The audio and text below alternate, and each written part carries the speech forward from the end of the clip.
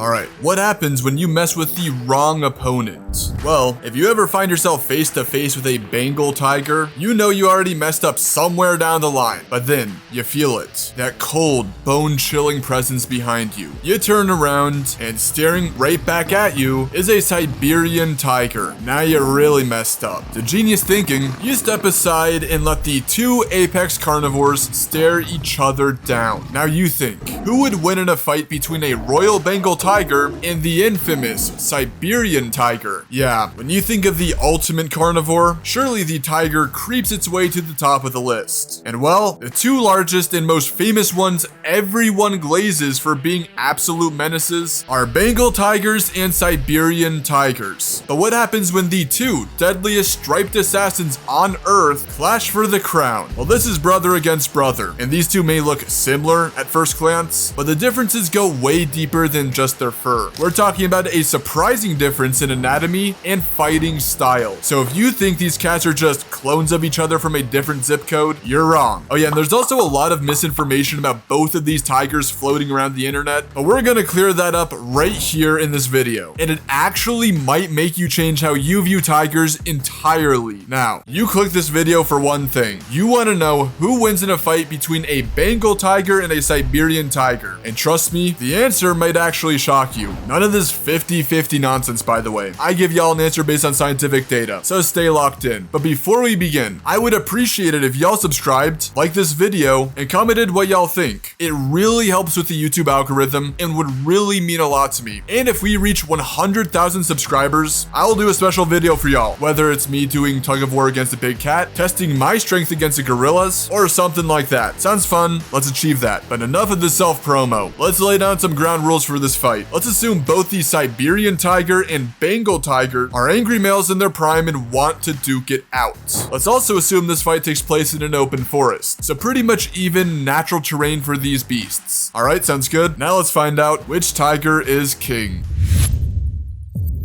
Size and physique.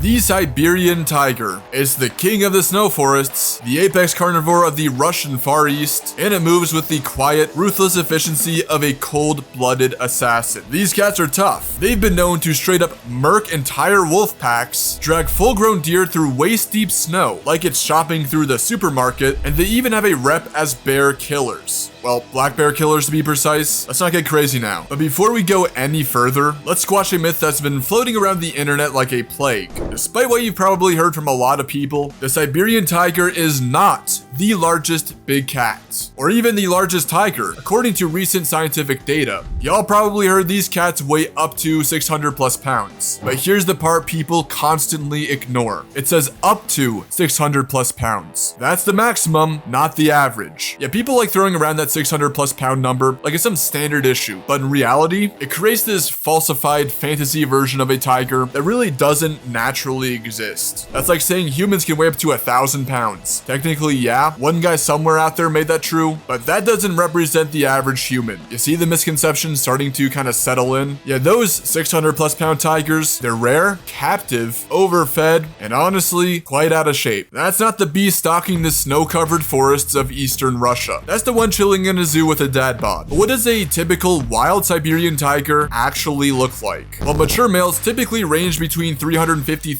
to 418 pounds, with one study that measured 44 Siberian tigers, showing that males average around 383 pounds. So perhaps not the fantasy tigers that are hyped up, but still, now that we cleared that up, let's give credit where it's due, because even at the realistic weight, Siberian tigers are absolute monsters. And they've got quite a few unique adaptations their Bengal brothers can't match. For starters, Siberian tigers basically have nature's version of a tactical winter coat. They've got thicker, fluffier fur and more fat insulation, particularly in the upper body regions compared to their Bengal counterparts. Oh, by the way, yes, Siberian tigers do actually have a sort of mane, more so than the Bengal tiger. Now don't get me wrong, it's not quite lion level, but it gives them this rugged, neck-thickened look, which could potentially help them against neck strikes. And that added bulk, you know, the fluffier fur and whatnot, could actually reduce the damage of a Bengal tiger's swipe in a fight. With that thick coat and extra fat padding, a Bengal's claws might slip more or fail to reach the muscle upon first strike rather than vice versa. You know, kind of like trying to hit through a layered winter jacket. Now, I'm not gonna act like this is the biggest deal ever. It's subtle, but in a battle with your brother, it might be a margin that matters. But speaking of the Bengal tiger, there's actually an interesting twist on their anatomy. But first, let's talk stats. The Bengal tiger, its nickname is the Royal, and rightfully so. These tigers have been shown dragging cows around, jumping the height of Asian elephants, and there was even one instance where a Bengal tiger bit off a zookeeper's hand just because it was angry. So yeah, maybe don't pet the stripes. Oh, and by the way, let's not forget that one Bengal tigress who went on a straight villain arc and took out over 400 people alone. Yeah, that sounds like something straight out of a movie, but it did actually happen. So when people call them the Royal, we mean the kind of royalty that wears blood like war paints. But just how big is a Bengal tiger really? Well, hate to break it to you, but just like the Siberian tiger, it's complicated. A lot of websites will throw out numbers like they weigh somewhere between 440 to 570 pounds. But did you know those stats seem to actually trace back to a single study that only measured 7 adult males? Yeah, just 7. That's like trying to use your friend group to guess the average size of a human at your high school / university. So just know when you see those numbers, it's only referring to 7 individuals. Now, I've spent a lot of time searching for their average weight, and perhaps one of the most credible studies that I found looked at a higher sample size of 42 adult males in central India and found that Bengal tigers range from 350 to 550 pounds, with the average falling somewhere around 420 pounds. And yes, while the study is a bit dated, it's still rock solid because, I mean, weighing an animal isn't exactly rocket science. You just need to scale in a tiger that isn't trying to actively hunt you, you know? Okay, now for comparison, the same scientific source that gave us the Siberian tiger's average measured the Bengal's average at around 467 pounds, but it's only based on 3 individuals. Again, a small sample size. So using actual data and a dash of common sense, it's safe to assume that a typical Bengal tiger likely falls somewhere between 420 to 460 pounds, with most males probably being closer to that 420 pound mark.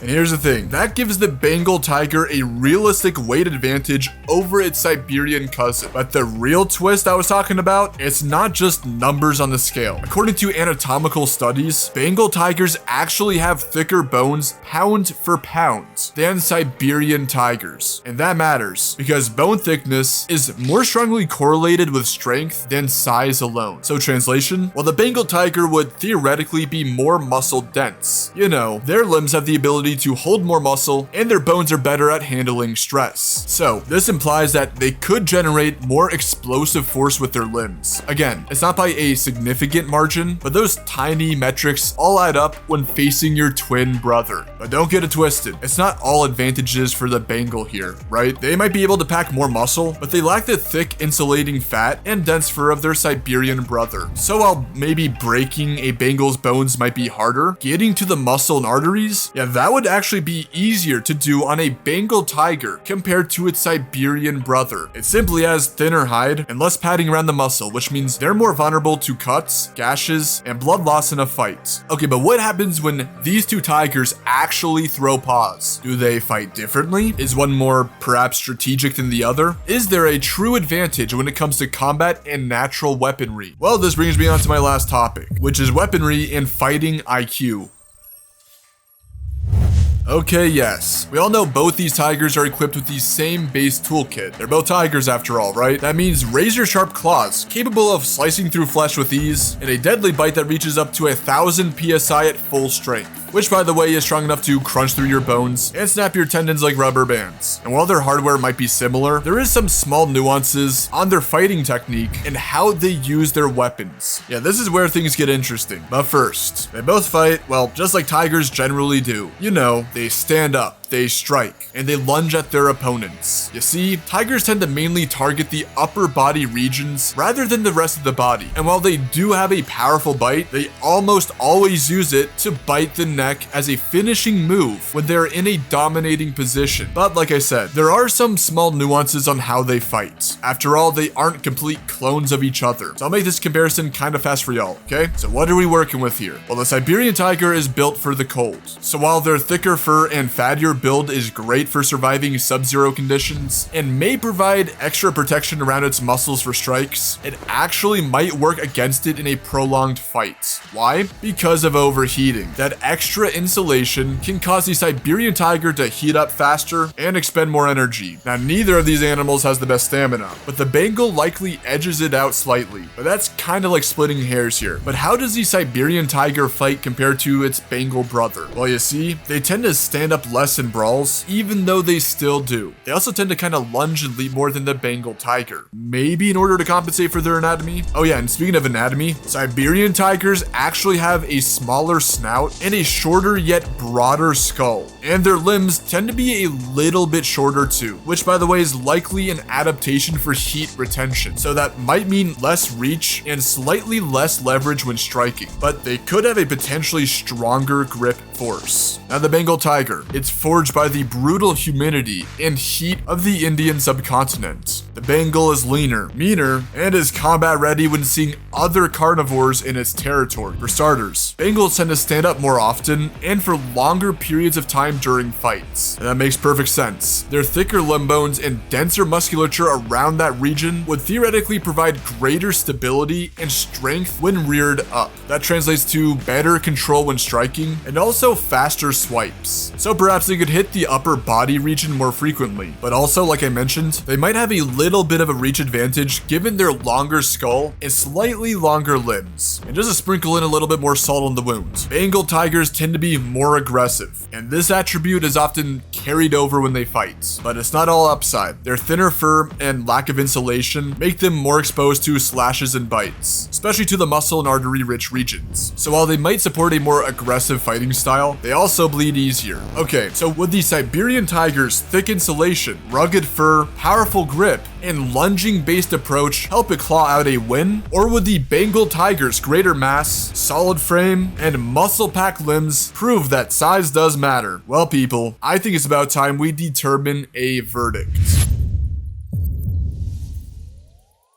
Alright, we have our stats. So who wins between a Siberian tiger and a Bengal tiger in a fight? Well, given all of the information and scientific data presented, I think the Bengal tiger would win in a head-to-head fight. Simply put, the Bengal tiger has a lot going for it. I mean, not only does it have a seemingly large size advantage, given our current data on how big the Siberian tiger is, but the Bengal tiger also has pound for pound thicker bones, as proven by some studies, and tends to be a little bit more aggressive. Now, as we mentioned, the Bengal tiger would have probably more stability when standing up in fights. They also tend to stand up and swipe more frequently. And also, I mean, it's not like they're massively different creatures. All the differences I said are kind of small, but they do add up. And given that they're not like super different, the Bengal tiger just being more aggressive, being quicker with its movements, and having just that simple mass advantage and the ability to have more explosive power would probably allow it to not only control the fight better, but also kind of fluster the Siberian tiger more. Now, I mean, if this fight is going to be prolonged, the Siberian tiger's better insulation, that being, you know, the thicker fur, the more dense fat layer, would probably give it a downside when it comes to just heating up and overall stamina. Sure, it could definitely block some swipes. Then again, they both have the same weaponry. The Bengal tiger tends to be just a little larger. But yeah, I mean, I'm not going to beat a dead horse, and I don't want to sound super redundant. So I guess there you have it. The Bengal tiger is the king of tigers. But hey, don't forget to subscribe, like this video, comment what y'all think, and feel free to check out the rest of my content.